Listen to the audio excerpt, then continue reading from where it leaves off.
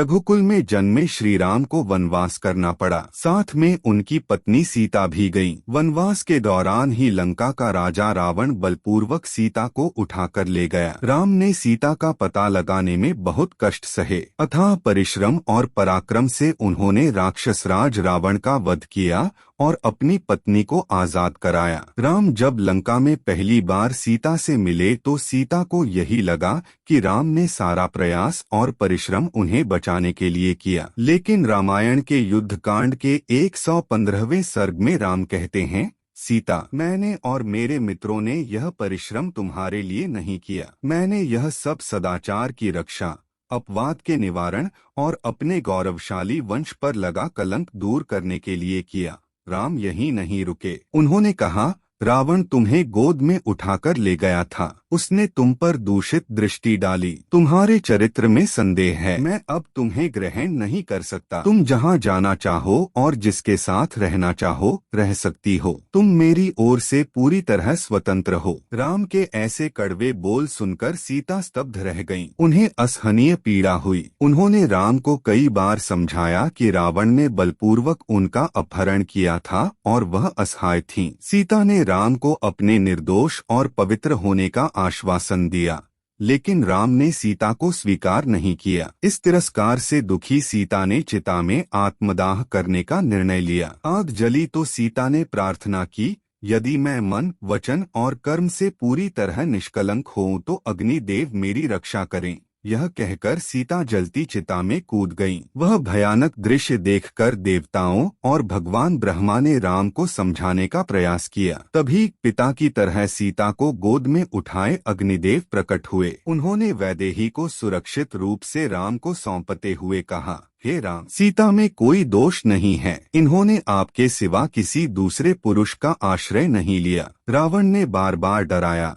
लेकिन इन्होंने आपका चिंतन नहीं छोड़ा। सीता निष्पाप हैं, आप इन्हें सादर स्वीकार कर लीजिए। यह सुनकर राम ने कहा, मैं जानता हूँ कि सीता पूरी तरह पवित्र हैं, लेकिन इन्होंने बहुत समय रावण की लंका में गुजारा। यह जानते हुए भी अगर मैं सीता की अग्नि परीक्षा न होने देता तो लोग मुझे कामी और मूर्ख कहते। लोगों को विश्वास दिलाने के लिए सीता की शुद्धि परीक्षा जरूरी थी। इसके बाद राम, लक्ष्मण और सीता अयोध्या लौट आए। राम ने रघुकुल का राज सिंहासन संभाल लिया। अयोध्या में रामराज्य की स्थापना हो गई। राम सीता का जीवन सामान्य ढंग से चल रहा था। सीता गर्भवती हुई और इस समाचार से राम अत्यंत प्रसन्न थे। तभी एक तूफान ने उनके दाम्पत्य जीवन की नाव को ध्वस्त कर दिया। रामायण के उत्तरकांड का 43वां सर्ग कहता है कि राम को मंत्रियों और गुप्तचरों से राज्य में चल रही एक चर्चा के बारे में पता लगा। चर्चा यह थी कि सीता रावण जैसे दुराचारी की अशोक वाटिका में 1 वर्ष रहीं,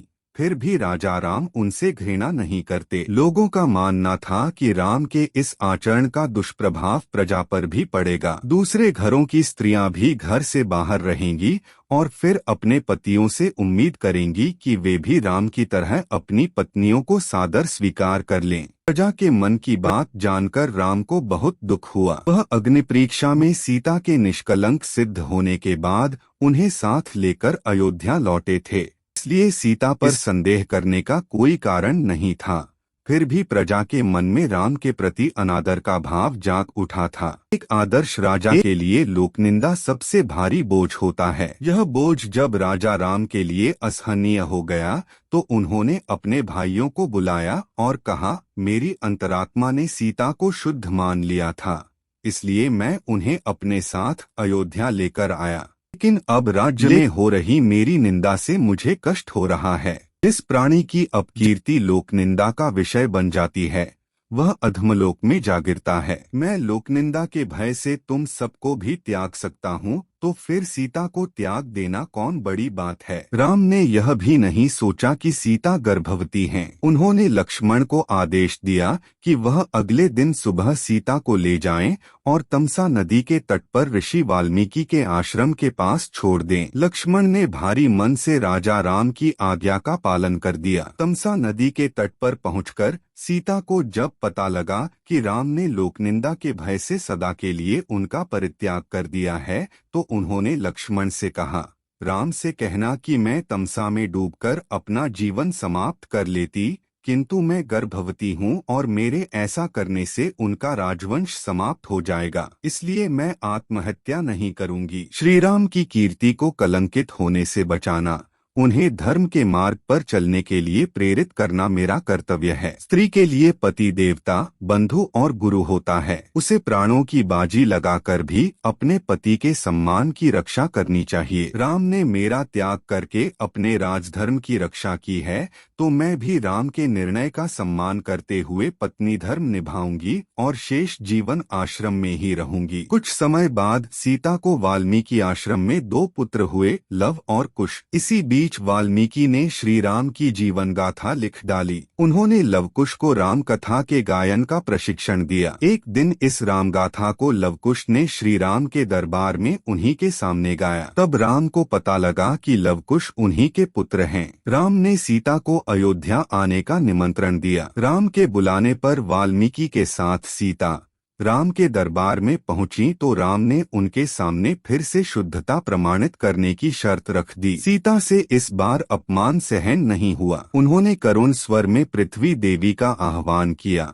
धरती फटी और राम की आंखों के सामने सीता पृथ्वी की गोद में समा गईं। इसके बाद राम ने दूसरा विवाह नहीं किया। उन्होंने सीता की स्वर्ण प्रतिमा बनवाई और हर धार्मिक कार्य में पत्नी के स्थान पर उसी प्रतिमा को बैठाया। इस कथा को सुनकर मन में कुछ प्रश्न उठना स्वाभाविक है। क्या सीता के परित्याग के अलावा राम के पास लोकनिंदा से बचने का कोई दूसरा उपाय नहीं था? राम ने जैसे लंका में सीता की शुद्धि परीक्षा करवाई, उसी तरह उन्होंने अयोध्या की प्रजा के सामने सीता को फिर से अग्नि परीक्षा के लिए क्यों नहीं कहा? क्या सीता की दोबारा अग्नि परीक्षा करवाने से राम को आत्मग्लानि नहीं होती? गर्भवती सीता का परित्याग करके राम ने अपनी प्रतिष्ठा को हमेशा के लिए कलंकित क्यों कर लिया? राम ने राजधर्म तो निभा लिया, लेकिन उन्होंने पिता और पति का धर्म निभाने से मुंह क्यों मोड़ा? सीताहरण के बाद राम चाहते तो उनके एक आदेश पर देश भर के राजाओं की सेना एकजुट होकर लंका पर आक्रमण के लिए तैयार हो जाती, लेकिन राम ने किसी राजा से सहायता नहीं मांगी। उन्होंने भारत के एक छोर से दूसरे छोर तक सैकड़ों मील की पैदल यात्रा की। वानर सेना की सहायता से समुद्र पर 100 योजन लंबा पुल बांधा, फिर लंका पर आक्रमण कर त्रिलोक विजेता रावण समेत उसकी सेना का संहार किया और सीता को मुक्त कराया। राम ने कहा कि उन्होंने यह सब अपने वंश पर लगा कलंक मिटाने के लिए किया था। फिर भी राम के इस अथक परिश्रम को सीता के प्रति उनका अनन्य प्रेम माना जाता है। इसी तरह यदि विवेकपूर्ण ढंग से देखा जाए तो सीता का परित्याग भी राम के अटूट प्रेम का ही प्रमाण है। राम जानते थे कि लोकनिंदा को कुछ समय के लिए दबाया जा सकता है, लेकिन हमेशा के लिए उसे खत्म करना असंभव है। प्रजा के मन में एक बार राजा के लिए संदेह पैदा हो जाए तो वह पूर्ण रूप से कभी नहीं मिटता। राम को पता था कि सीता ने फिर से अग्नि परीक्षा दे दी तो अयोध्या के दूसरे पुरुष भी अपनी पत्नियों से इस तरह की परीक्षा की मांग करने लगेंगे। अयोध्या की स्त्रियों को रोज एक नई परीक्षा से गुजरना पड़ेगा। इसलिए राम ने इस समस्या का स्थायी समाधान किया और सीता का परित्याग कर यह कलंक सदा के लिए अपने ऊपर ले लिया। सीता ने भी राम के निर्णय को सहर्ष स्वीकार किया। उन्होंने अपने प्रेम और राम के धर्म दोनों का मान रख लिया। लोग इस घटना का सारा दोष राम को देते हैं, लेकिन ऐसा करते समय लोग भूल जाते हैं कि राम एक ऐसी अद्भुत चेतना का नाम है जिसे कलंक तो दूर उसकी छाया भी छू नहीं सकती, क्योंकि राम पर अधर्म करने का आरोप उतना ही मिथ्या है जितना माया के स्वामी श्री राम की माया से रचा यह मिथ्या संसार। मित्रों, वीडियो को लाइक शेयर कीजिए और चैनल को सब्सक्राइब भी अवश्य कीजिए। आपको यह वीडियो कैसा लगा कमेंट में जरूर बताइए। धन्यवाद।